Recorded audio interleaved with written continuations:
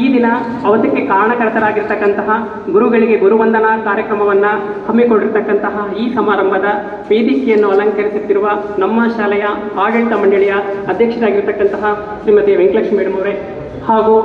ಕಾರ್ಯಕ್ರಮದಲ್ಲಿ ವೇದಿಕೆಯನ್ನು ಅಲಂಕರಿಸಿರ್ತಕ್ಕಂತಹ ಶಾಲಾ ಆಡಳಿತ ಮಂಡಳಿಯ ಕಾರ್ಯದರ್ಶಿಗಳಾಗಿರ್ತಕ್ಕಂತಹ ಎಸ್ ಭೀಮರಾಜ್ ಸರ್ ಅವರೇ, ಹಾಗೂ ಸುಮಾರು 3 ದಶಕಗಳಿಗೂ ಹೆಚ್ಚು ಕಾಲ